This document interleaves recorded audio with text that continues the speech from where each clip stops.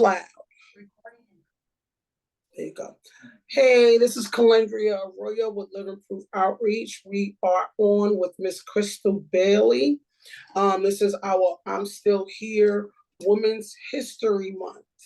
I don't know if a lot of people even know what Women's History Month is all about, but I definitely want to start there and, tell us a little bit about yourself. Tell us why women's history may or may not be important to you. First, I want to say good evening and thank you, Cece, for the invitation to be a part of your journey, your new purpose of your one and many jobs. And I'm excited about sharing the space with you. And hopefully, whoever watches this will get some nuggets from this conversation we're having. So, I want to be really informal, and we know each other from previous working in the city of Richmond. But Women's History Month is, we've come a long way because women has always worn so many hats. And now they have actually acknowledged us in a month to actually one whole month, sis. Right. They gave us 1 month, we get one whole month. Right. Yeah. Right. I guess we gotta, take it as we get it. We gotta take exactly. Yeah. So, yeah. It's so many women doing so many great things. And of course, behind every great man is a great woman. Let me just put that. Come on. You know what I mean? We know he found a good thing. A good thing. That's why. That's right. That's why that good thing. Come on. Good thing is actually, the administrator of the household. That's right. And, right. We women have been the rock, in our community, our culture. It was Big Mama. Big Mama did all the praying. Amen. And now Big Mama gone, and Grandma. And we auntie. Yeah. And we grandma. We grandma. If we present in the home, we praying for our family. If we present. Amen. And so, but there's so many great women, and I want to, just acknowledge the women in our community, our everyday women who are carrying the load and who are going to work every day, who are just being so resilient and being so emotionally strong when they can't be, just trying to keep it together. Right. So I'm so glad. So historically, if you had to name one woman that you feel like you either identify with or you draw strength from outside of your mom or your aunt, what's somebody that you look at and you like, if that was me back then, that job probably wouldn't have got done because I don't got the patience. Like I always think about Harriet Tubman. Not so much the slave piece of it, but her resilience in that to take slaves from one state to another, resiliently do it and hide in plain sight. Like I don't think I would have been able to do it. Yeah. So is there someone historically that you look at? Miss Obama's another one. I think after she's come out of the House, she's definitely been one that has been so candid and kept it real with us, saying, listen, it was 10 years I couldn't stand Obama. Us not realizing them 10 years is when he was in the House, when he was the president, So when you think about womanhood and the deposit that we're supposed to make in our princesses' lives, who's somebody that you could say as you grew up, you grew into and looked up to them, or you look at as a template? Because we talk about womanhood, but it's different scripturally than it is in the world. Right. I really I'm going to say I really love Michelle Obama too, because she was so authentic. And once she left the White House, she got freer. Yes. There's something about that house that keeps you silent. Keeps you silent. And absolutely. And I always remember her saying, somebody said to her, y'all look really happy and good in that picture. And she said, oh, I was mad at him in that picture. I was mad at him in that picture. You know what I mean? And that's what I love about her. But I do want to talk about, I remember Martin Luther King's wife, Coretta Scott King. And I don't know, because I'm, you know what I mean? I'm a baby boomer. I don't know all she endured, but I can imagine as being the wife of a leader who put himself vulnerable. You know, that's my husband. He could get killed, which he did. He could get beat up on or whatever. How she was the mother, still being the mother to the children and keeping the household together. And, you know, and being so courageous and strong at that time because of all the racism that was going on, all the crimes they were being talked about. And then all times her husband was being talked about what he was doing that wasn't fitting in the home, right? And so right.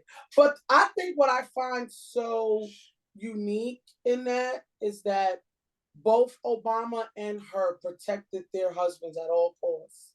And we come from a generation that says, F it, let him go, he ain't nothing, da da da da. One thing I look up to from that generation, not just Michelle, but just that generation of protecting the man in the home. I don't think we have enough women that understand what humble and submissive means. God didn't tell me to be submissive unto him. He told me to be submissive unto him, and he would submit to God. You know, so I don't think this generation likes that word at all. No. They don't know how to follow directions. No, wow. Thank you. If you don't mind me asking, how many gracious times did you go take your circle around the moon? What circle? How young are you? Oh, you know, I turned 65. That's what's up. Last year. Yeah. That's beautiful. Yeah. That's beautiful. That's a good number. That's 6 and that 5, girl. 6 and 5, yes. But I'm waiting on the 66 and the 8 months. So let me ask you, in your 60, so you were born in what year? 58. So we are like almost 2 generations away from each other because I'm 52. Yes. So wow. Wow. Yeah. And so you were on the cusp of that Martin Luther King, Malcolm X, Harvey. You were on the Kennedy. Where were you? Were you in Virginia? Were you in Baltimore? Where were you? I was in Hampton, Virginia. And I always tell people, because of course, you know, I don't look my age, but I always tell them, I try to be relevant. And I say, my grandfather used to take me to Buckrow Beach in Hampton, Virginia. Wow. And I remember he took us to the segregation that said colored only. I remember that, you know, and so, and I don't think I always remember that, but I remember that. Like, wow. You know what I mean? And so, yeah, and the segregation, because, and I also remember my mom wanted the best for us. So I was the Catholic schoolgirl, 1st grade to 5th grade. I was in school with a whole lot of people that looked like me. And then at the 6th grade, my mother said she could no longer afford it. So I wound up going to the school down the street, walking to it. And I was cultural shock because everybody looked like me. I can only imagine. Wow. Yeah. I had a lot of trauma in the 6th grade. I always say I was going to do a short story called The 6th Grade. A lot of trauma. So when you talk about trauma, so I'm going to just tell the viewers / listeners where we met. So I met Miss Crystal when I was very, very new into the peer recovery movement. I did not know what I was doing. shoot, the agency I was working for didn't know what they were doing.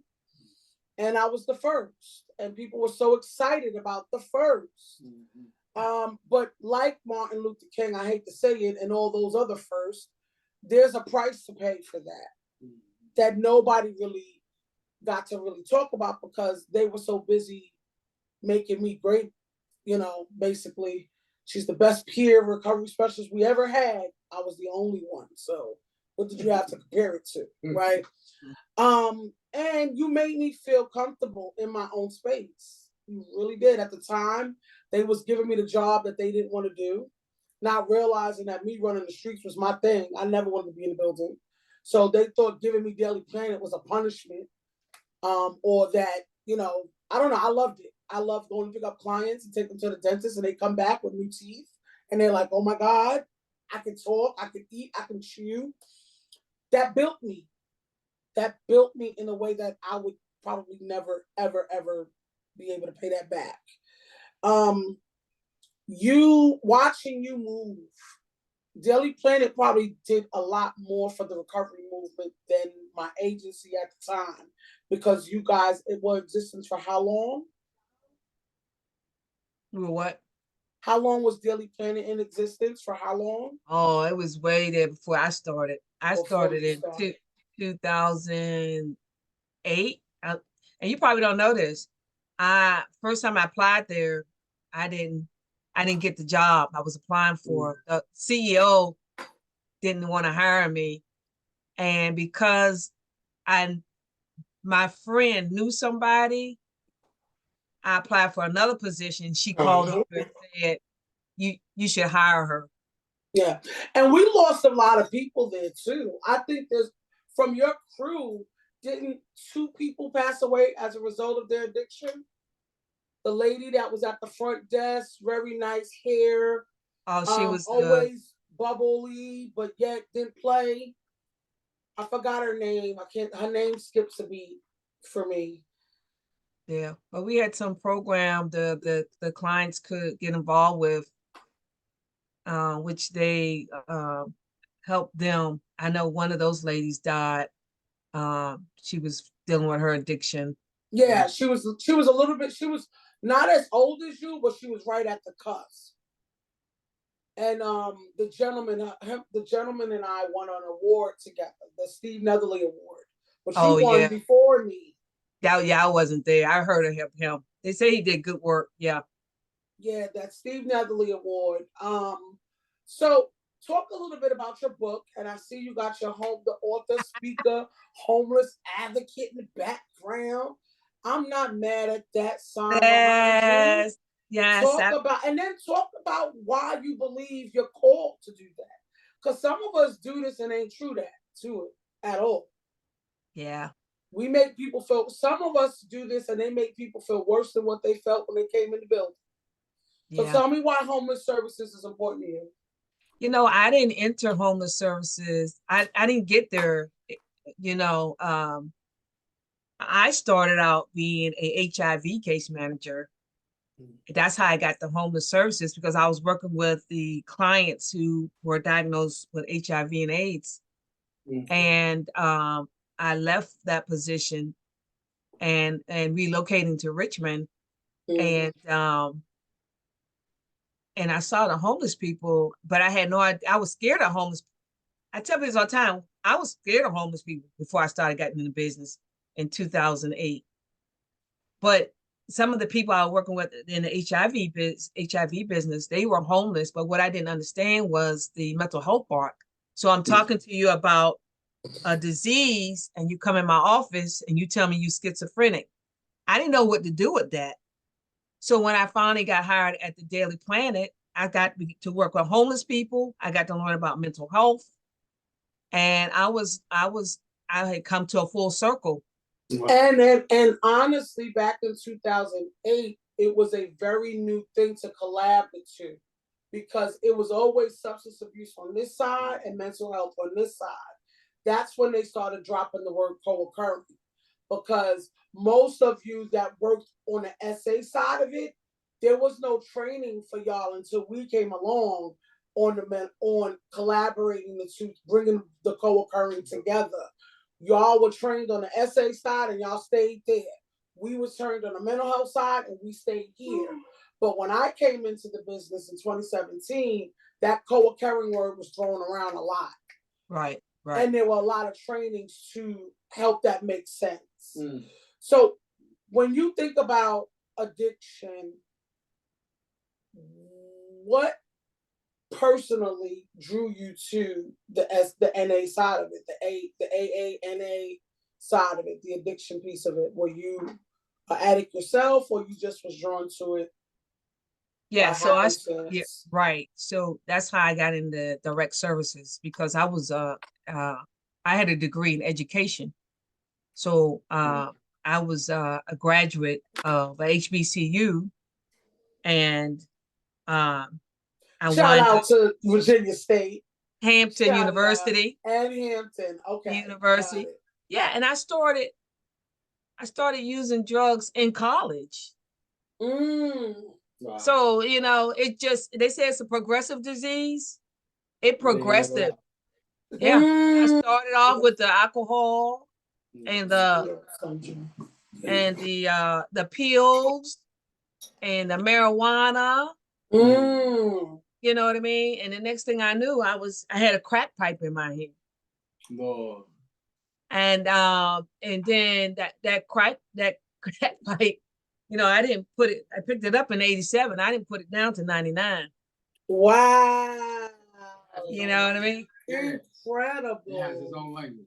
Incredible. Wow. Yeah. You know what I mean? So, I was doing it on the weekends. When you say picked it up, was there some trauma that happened in college or was it just experimental for you? Or did it go along with the par because of HBCU back in the 80s? I could see that because drugs was running rampant in Richmond at that time. We were the highest per capita in the 80s, the highest per death capita in the 80s. Yeah. So was it per happenstance or did something traumatic happen? I think it was both. And so I did have some childhood trauma. You know, I was already at risk because I'm the daughter of an alcoholic. My father was an alcoholic. I watched him go. It was in your genes. It was in my genes. My father, he paid the bills, but he went to work late at the end. He had a beer in his pocket going to work. Pocket, you know, and I didn't know that I was going to actually become him. You know what I mean? Hold on.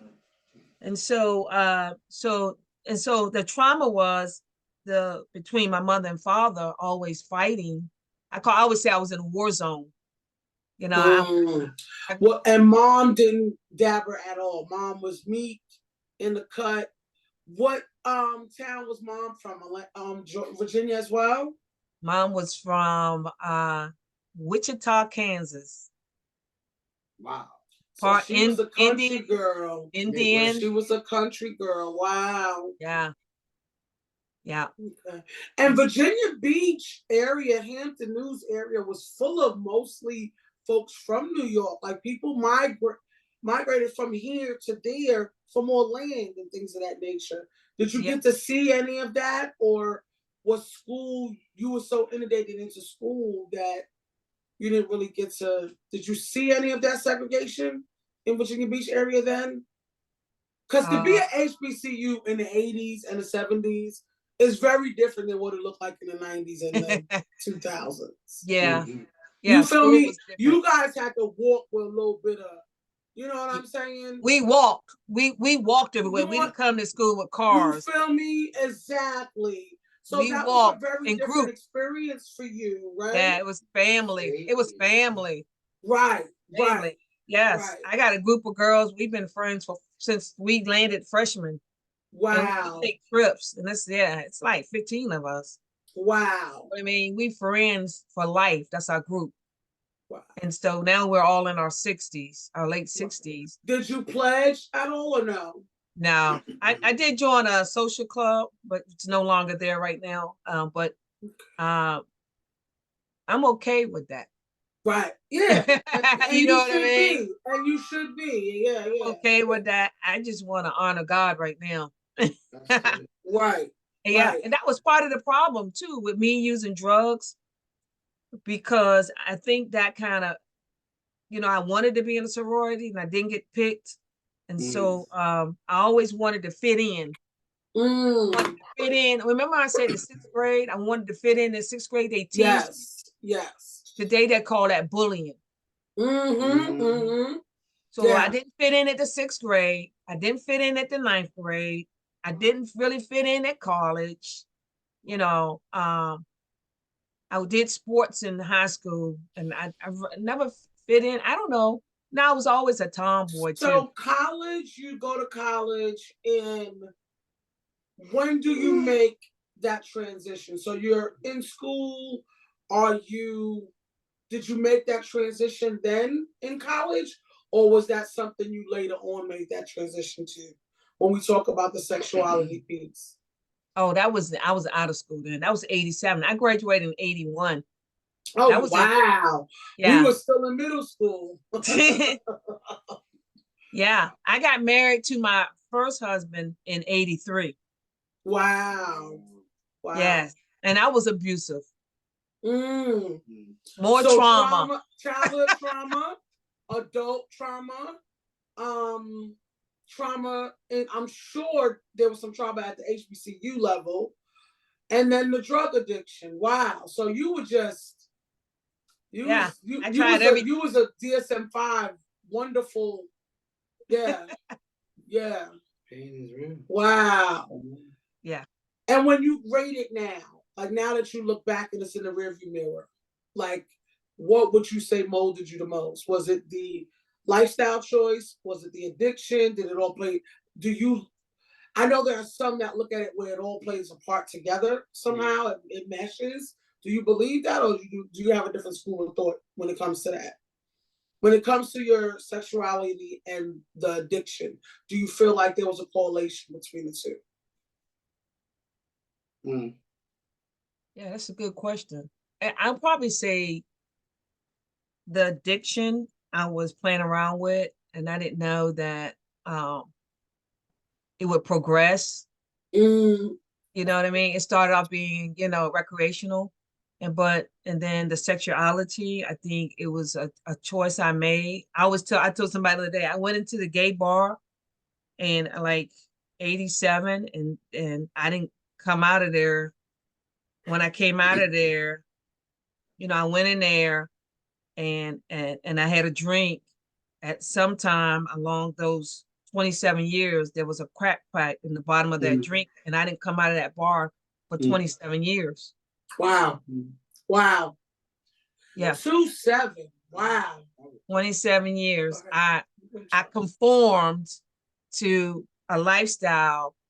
I trained myself how to be in a lifestyle that was against everything I believed and everything my mother prayed for. I know my mother was praying for. Yeah. We had a conversation. Wow, Crystal. And I didn't realize it was 27 years, sis. 27 years of being somebody. I did not. And no children in that midst? No children, no children. I guess God knew what he was doing. Don't he? Won't he do it? What he was doing. He knew what he was doing, So I would like to ask you a question. Was the sexuality thing lesbianism or whatever they want to put it? Was that, and was it a comfort food? Good question. Wow. It's just like was it like a comfort food? You know, some people they depressed or they going through something, they pick something, they get something that finally makes them feel like my Oreos and my Chips Ahoy that I'm saying. Yeah. I'm only putting it in that way because you can relate. It makes sense. That if you F everybody, this is what I'm doing. It gets me away from the world, from my troubles, from my past, from whatever. Was it a comfort food? Like, yeah. It's almost like when you take the first hit of the crack pipe. You'll never get it again. Somebody invited me. It was interesting. I was curious and I tried it. I remember the first time, and it was this older woman, and I didn't know what I was doing, and she invited me to her house, and she didn't coerce me or anything. I was interested. I think here's the thing about everything I decided to indulge in. I was trying to find love in all the wrong places. Yeah. I was so trying. It wasn't even about hiding in plain sight for you. It was about love. It was about love. And then here's the thing too. Habitual. Yeah. My mother, I know she loved me, but she didn't know how to show it. She didn't know how to hug me. She, you know, I'm trying to remember. I haven't heard her say she loved me at this point. You know, it's just I was so gone for so many years. You know, and how she showed love. She bought stuff. She bought you stuff. You know, I would like to know. You know, it's generational. Yeah. It's generational. Yes. Yes. So it's not her just fault. Trying to survive then. Yeah, she's not her fault. Trying to survive, right? They were coming off the cuff of, you can't drink from this faucet, you can't sit at this restaurant. They were just trying to protect you guys from the elements outside of that house. That's why I call it. That's why I asked you. Comfort food, metaphorically speaking, some people give you the comfortability so that you could be okay for the moment. Right. And not realizing that they feeding into maybe or creating a habit. Right. Right. You can, or the person giving it to you. Yeah. You know what I mean? Like, so what do you believe that your sexuality was a habit or choice? Or both? It was a choice. And then I surrendered to it. It got exciting for me. I was excited. Yeah. And I could see that when I met you. You was a boss. No, because you was boss with it. Like it wasn't, you didn't walk around like in shame with it. There's some people that I could look at and you could tell they're ashamed of it. They already know. It was like, I know who I innately. am, what I do. But you know, the belt matching, the shoes, like you was smooth with yours. You was, you know, and describe what that looks like for you. So why did you choose that style? What made you draw to the masculinity part of it instead of just being the beautiful you that you were? Because even though you was in behind that, you were so beautiful. So I was just like, look at this beautiful little lady over here trying to play. Well, I didn't see what you saw. I didn't see what everyone else saw. You know, I didn't see you dap up, you know, the co-workers, i.e. And I'm like, that is, no. It's funny. Well, because I was a tomboy, there was nothing really soft about me. I mean, I played sports, you know. I didn't really play with dolls. I was climbing the trees with the boys, you know what I mean? And so,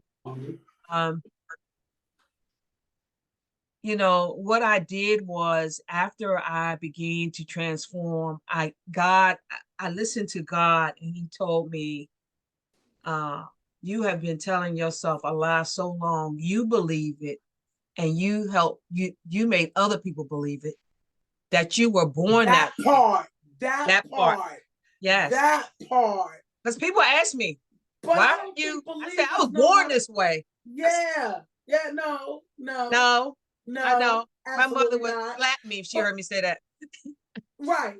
But I think for believers, don't you think that journey is different for you guys? Where if you're agnostic, it is what it is. You know what I'm saying? Right. But you were born into, from what I can hear about your mom, you was a believer. So you totally went up against what you truly believed. Yes. Yeah, I did. Okay. Yes. And I was convicted. And I was in the bar and I looked at my friend and we were like, what are we doing here? Like at the end, I got uncomfortable. I'm like, what am I doing here? I'm too old. There in Richmond, it's so inclusive that any bar you go into, there is that. Right. But then when you think about sober-minded spiritually, right? The Bible talks about So being sober minded. So that's why I asked you, do you feel like the addiction played a part in you being able to stay in it for that long? Yes. Would you have been able to stay in it 27 years without drugs and alcohol? Probably not. Right. Yeah. It helped me to get through every day. But here's the part. I stopped doing the drugs and alcohol in 99. And I didn't stop doing the sexuality to 2014. But that's why I say the addiction just reformed itself. When you think about spiritually, you were under attack. It didn't matter. The enemy had a mark on you. Yes. It didn't have nothing to do with just the drugs, the alcohol, the lesbianism. It had nothing to do with that. You were marked for death. Dead ass, right? Yes. And the enemy wasn't playing. No. And then it manifested into pornography, masturbation, and fantasy. Wow. I mean, I've shared this in open meetings about this stuff. A lot of women won't talk about it, but I have. So I'm not uncomfortable talking about how it manifested in my life.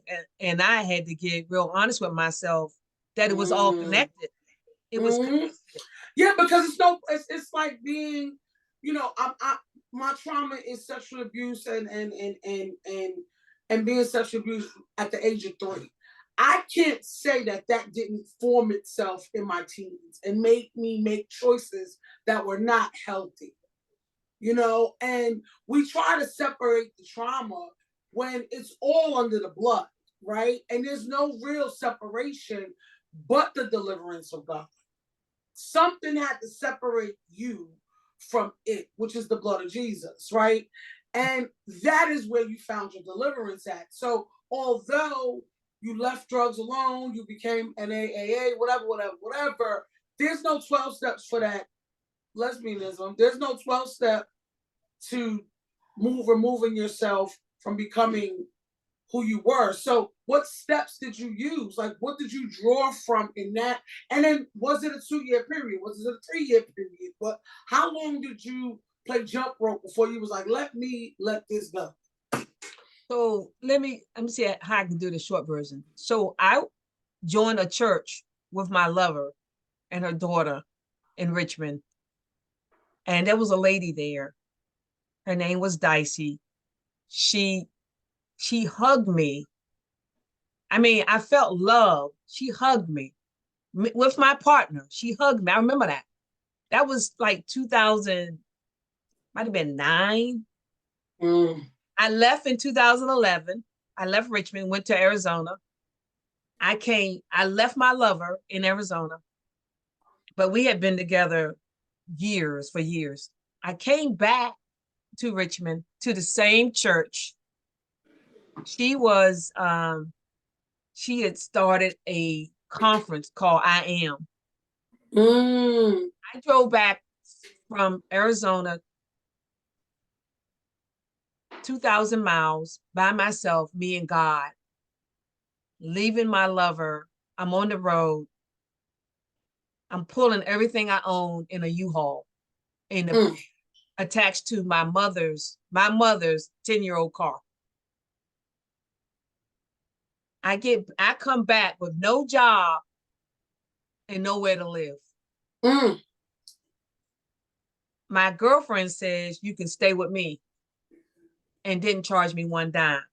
My girlfriend, Angela. I said, I'm gonna get a job. She said, I know. I wound up going back to the Daily Planet. Oh, because you left the Daily Planet, then went back. And came back. And then we met. Then we met. Incredibly. Right. And so when I went back to the church, my church member started the I Am conference. She said, come. I came to the honor. I was broken. I always say I was gracefully broken and I became courageously That's scared. my favorite song. Gracefully broken. I was broken. I got pictures of me at that conference. She had that conference for about 5 years. I went to each one and she included me. And I did the prayer. I hadn't surrendered to homosexuality yet. I did the prayer. They had been praying for me. And I went to every conference. And then one time, I know one year with the conference, this lady from Virginia Beach came and prayed. The next thing I know, I'm on the floor hollering.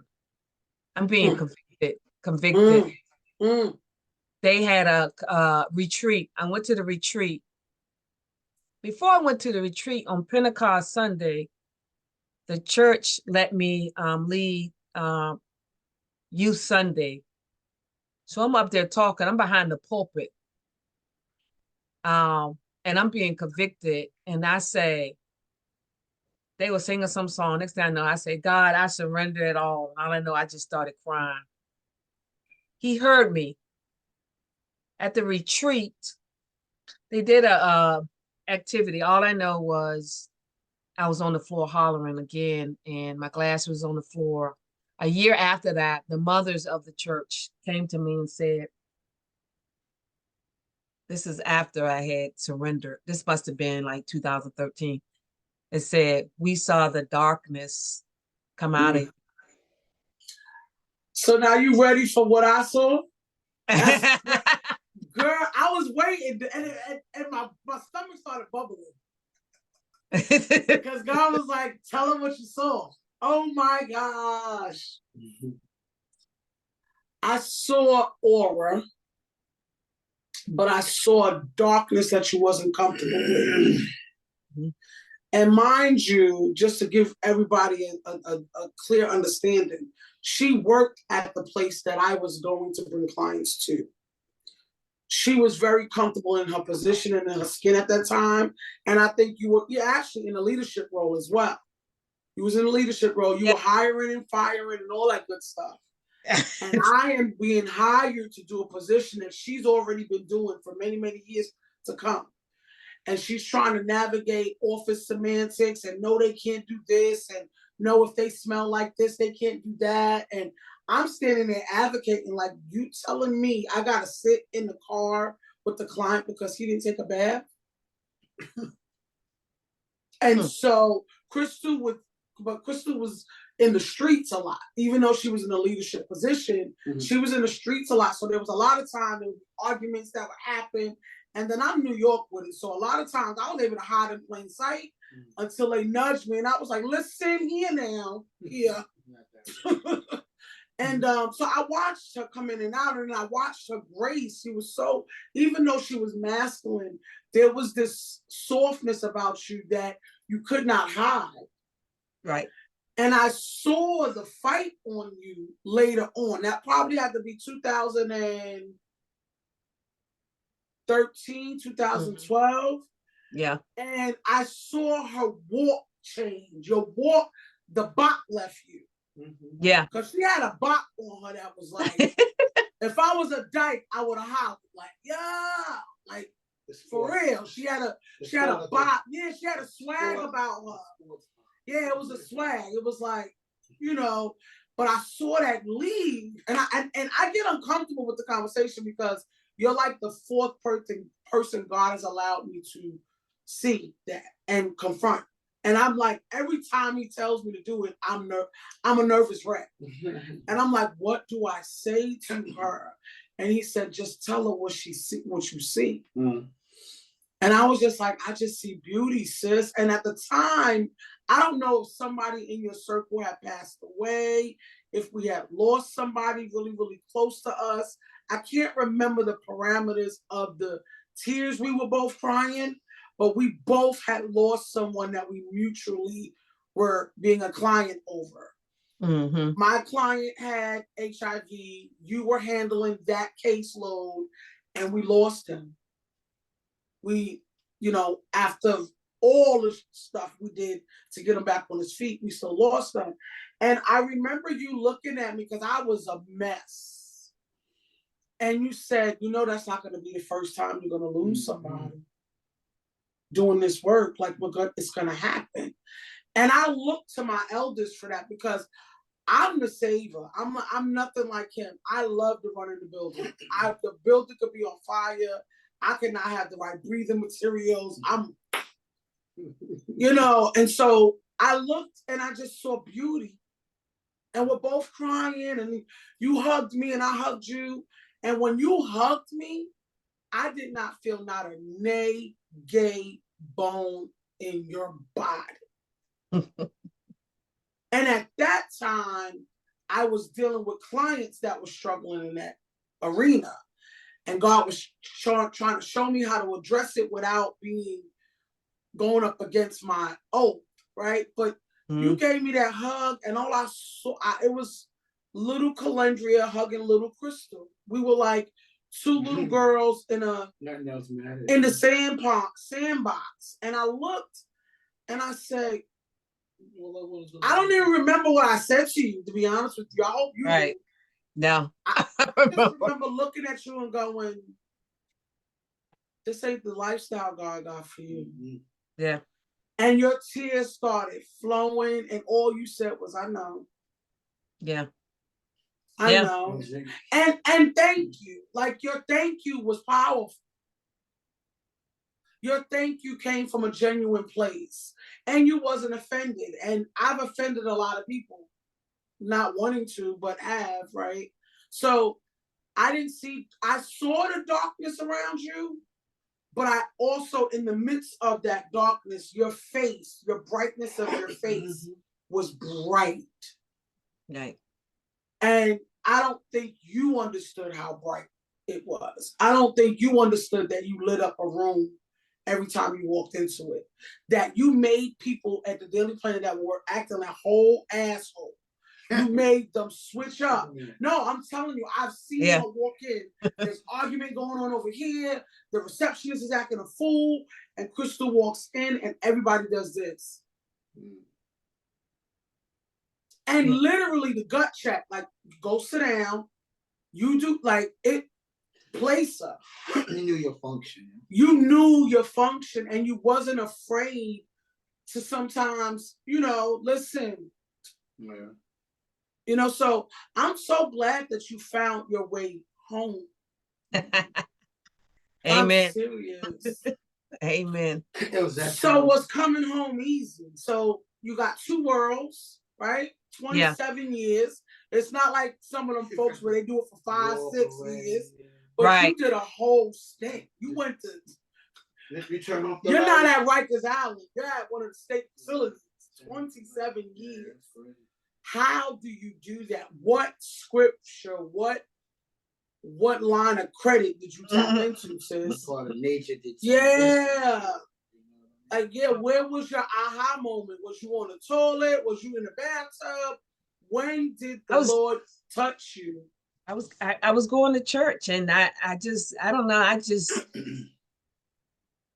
There was people in the church there were lesbians in the church I was going to, and you thought I was comfortable. I really was uncomfortable in conflict in public because I knew how dangerous it could be. Come up to me and my lover and say, such a waste. My lover was beautiful. I'm beautiful, and they know we together. So, I was uncomfortable of doing public display. You know what I mean?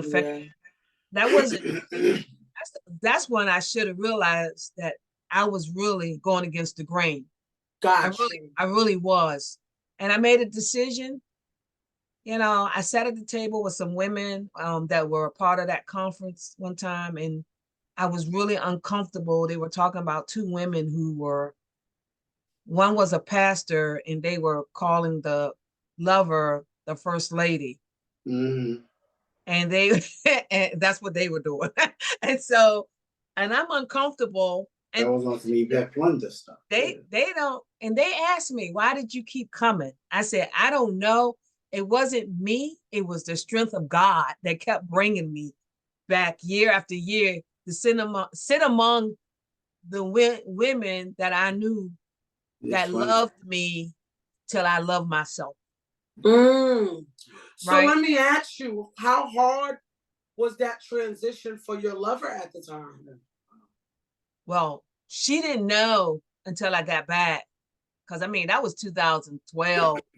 You talking about 2 years after that. I sent her a message and I just told her. Wow. So I don't remember what her response was. But she's married now, but to a woman. And so I had to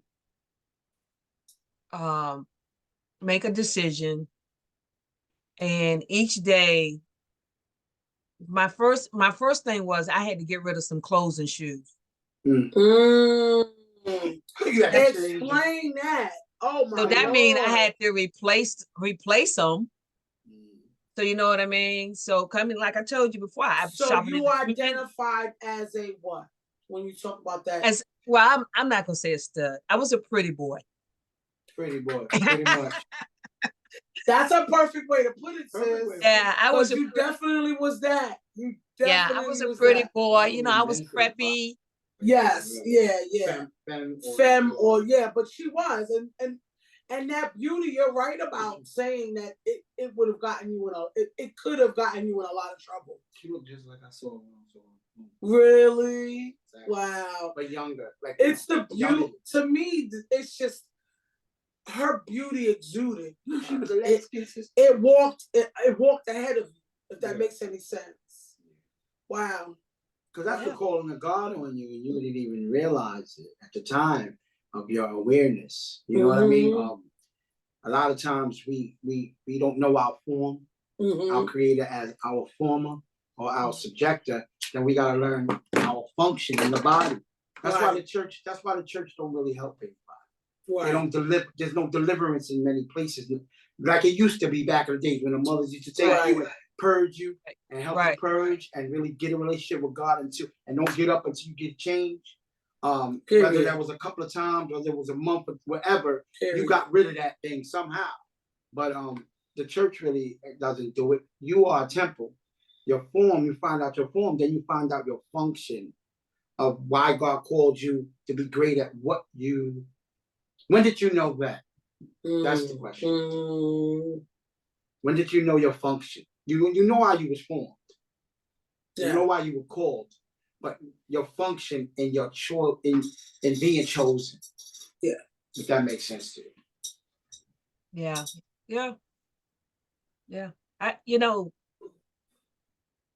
That church I was going to, it dissolved. It dissolved. She said it dissolved. It dissolved. Is it the one on Hall Street?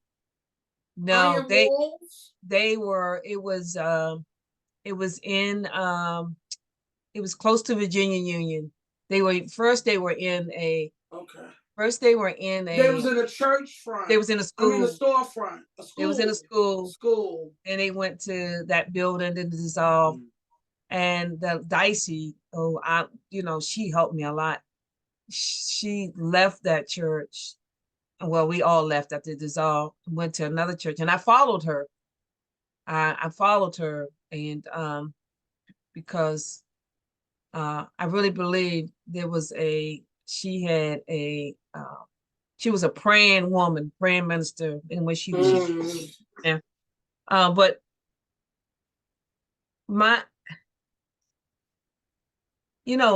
as I was transitioning, and man, it was. I was asleep one night in the bed, and I woke up. I heard this lady talking, and I turned over to the television. This I know it was confirmed. This lady, her name is Janet Bornez. She was a former lesbian. She was on, I can't remember, one of those church shows. She was talking about her transformation. I woke me out of my sleep, and she was on the television. She was on talking about it. So I started listening. So she had this group she had formed by phone of women coming out. Wow.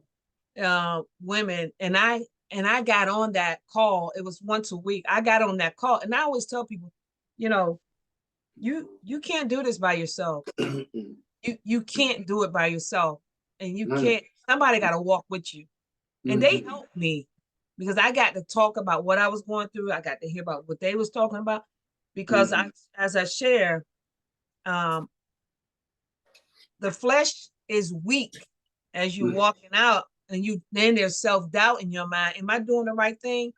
Yeah. You know what I mean? As I began to transition right before my job, I began to start dressing different. People began to look at me different, began to ask me, what's going on with you? You know, and then I got to tell people, you know, that my the job. Explanation. Hence the fact you moved back to Hampton, Virginia. Yeah, but you know, that was in Richmond. You know what I mean?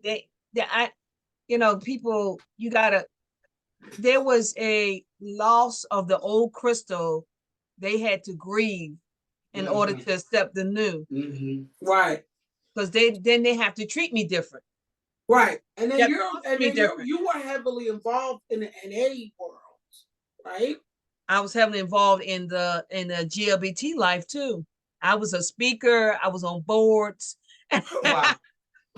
You know what I mean? So how did that contradiction affect you mentally? There had to be some trauma attached to that, because like you just said, you were on boards. You helped probably change some stuff up in Richmond, that because there were times, you know, I had at least 2 of my clients that were beat down. I had to go to the hospital and get them because of their lifestyle. One of them worked at Martin's. Now Martin's used to be U-Crops. He was a manager, and he was walking home from work and got jumped. So there was a lot happening in the 2000s. You walking in your for the LGBTQ community. So like, wow, so how did you protect them still? Because you still have to do home services. You still were in leadership. Right. And then here you are, you know, trying to be holier than thou, I'm sure is what they said. I'm treating people the same way they treated me in the beginning. I'm treating them, and that's with love. And respect. You know, and I'm not trying to change people. I'm trying to serve them. Right. So whatever you came in for, I'm serving you for. I'm calling you by your right pronoun. If you have a pronoun, you know. So as I'm walking out, I can't really help nobody because I'm trying to. Right now, I'm doing it the same way I did the drug addiction.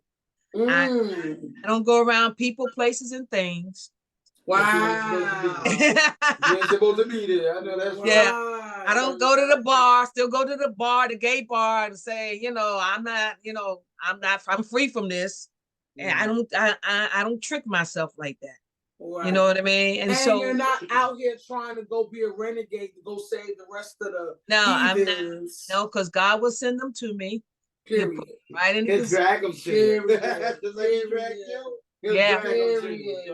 You know what I mean? And so it is. So what would you, from a survivor perspective, right? You survived something that traumatically was connected to some trauma in your life. Obviously, we know that, right?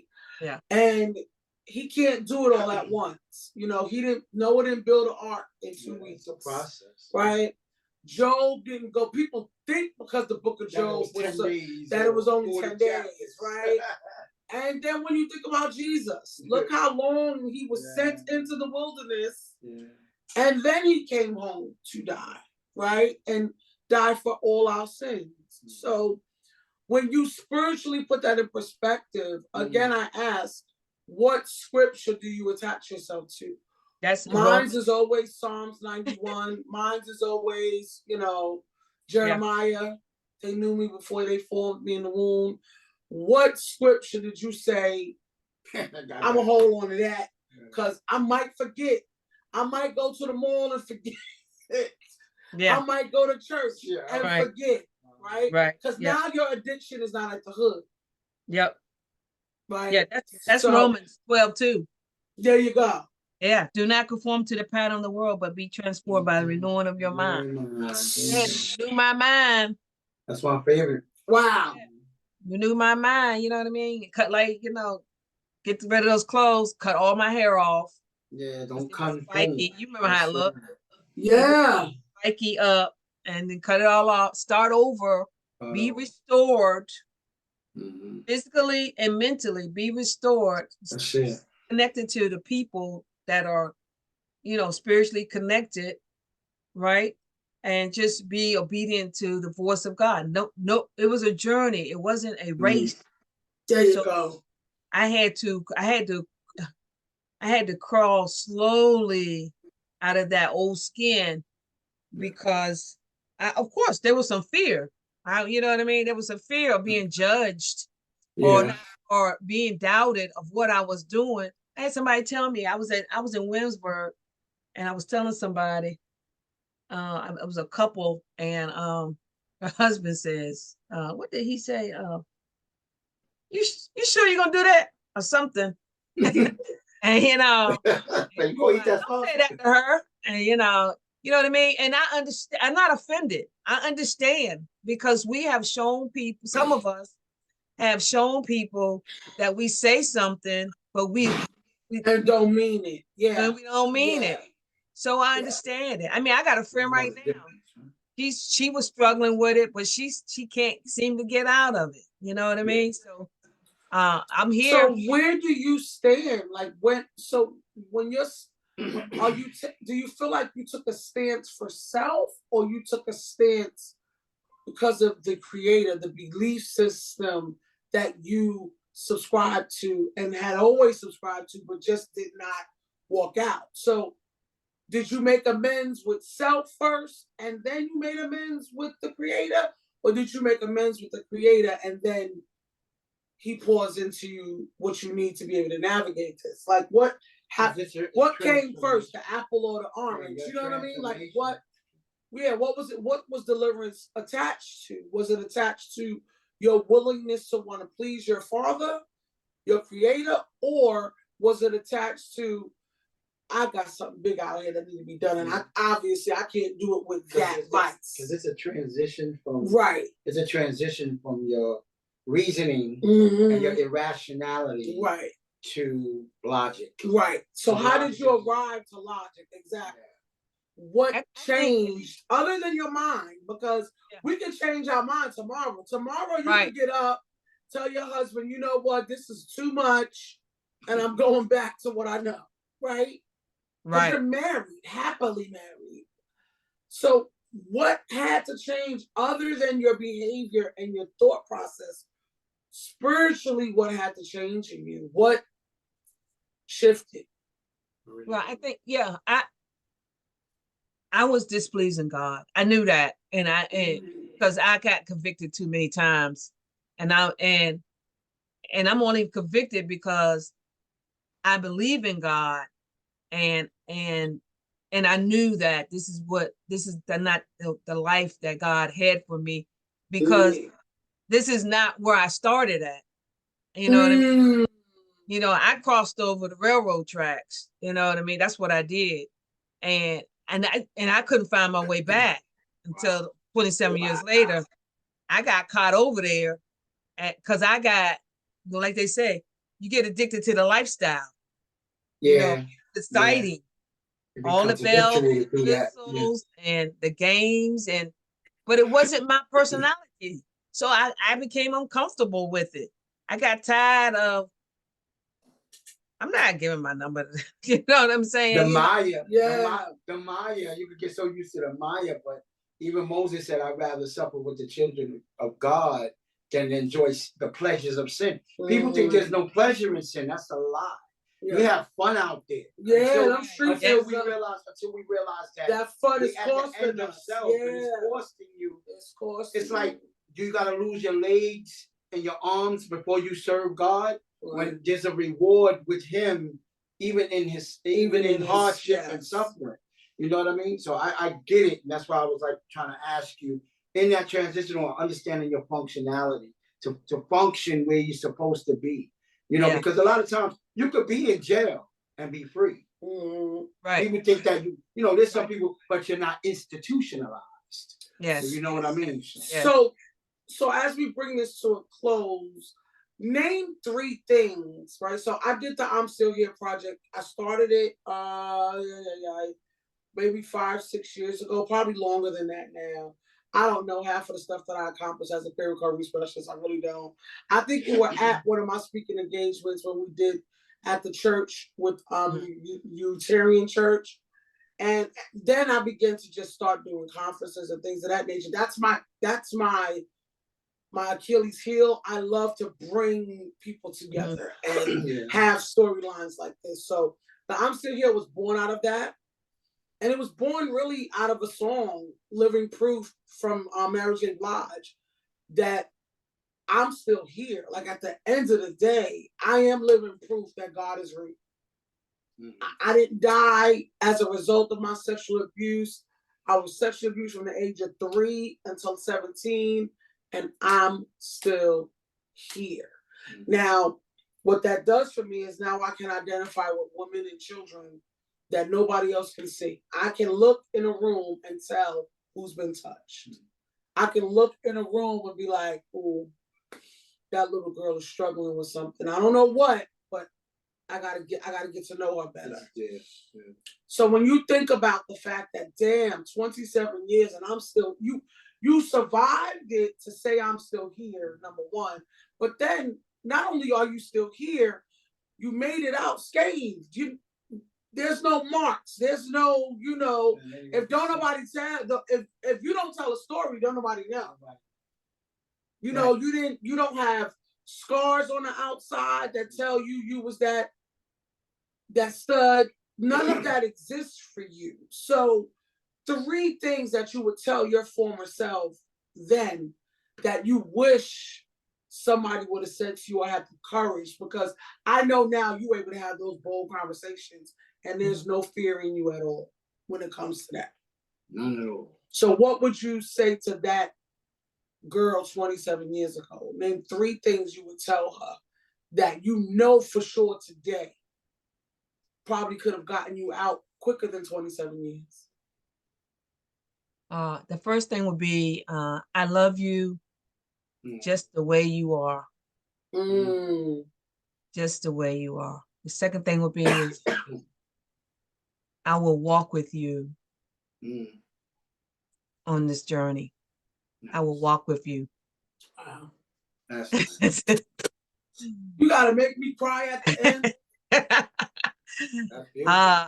The third thing is,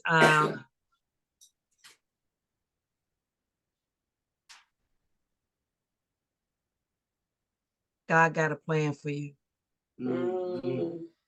God got a plan for you. You know, you said your Achilles heel. Mine is transformational speaking. And I know we talked about the book. We didn't talk about that book, but I do have the book. I've started writing stuff down. And it's related to where I grew up at. It's The Girl from Granger Court. And I wanna do a book signing with you. When you do this next book, we gotta get you to New York. I have 2 events I'm working on. I'm not sure which one yet you fit, but you need to get out here and do that book signing. I got the rest. You got a place to come lay your head. We're gonna take this to Brooklyn. We're gonna take this to the Bronx, because people need to see this, Crystal. You've been hiding in plain sight for too long, Mom. I need you out in these streets. I need you to come outside and play with them. What we're gonna do is, this is just the first interview. You let people know, and I believe somebody's gonna be touched by what you shared, because when you know. Period. So you don't really have to say a lot, because what you've been through is speaking for you, and they'll know when the book come out, because we'll do the second part where you can go forward with more of what you're doing now. Right. And then we'll do it organically, and I believe there's people out there that really, because the vision is the butterfly effect. You know what I'm saying? The vision is that we use that story, that caterpillar story of turning from a caterpillar to a butterfly. When I tell you I can envision the conference, I got caterpillars on the table, I got butterflies on the table, And I can see women being transformed. But it can't happen like you just said. We need a team. And that's what I've been missing. I'm good at what I do. But if I keep going out there by myself, I'm gonna keep hurting myself, man. And I finally, same way you surrendered, I finally told God, I can't, I'm sorry, God. I'm sorry I've been trying to be a one-man show. I can't do this alone. I need a group, I need a tribe that's not afraid to be real, be transparent. And know what deliverance is. And not afraid to offend these little girls, because some of these little girls, they drag in their crown. Yeah, they don't know. And it's not up to us to judge them. But some of us need to hold their crowns until they're ready to pick them up. Heavy is the crown. Yeah. And so I thank you for your transparency. Really nice. I thank you that you trust me, because that's key for me. You know, not everybody trusts you with their story. And you've trusted me from day one. And I appreciate that. And I honor you, my queen, for Women's History Month. Really nice. You don't know, but vicariously, I didn't kill myself because of you. There's a few women out there that in that moment, in that time, I was suicidal. I didn't want to be here. And I don't think people really can correlate what that means. And when God sends somebody that's so bright in your life, and to remind you, remind you, the mental health side of it is very, very different than the essay side. As much as the books wants to collaborate too, there's a big, huge difference. I didn't choose my mental wellness, right? But you guys have a choice when y'all go to the smorgasbord.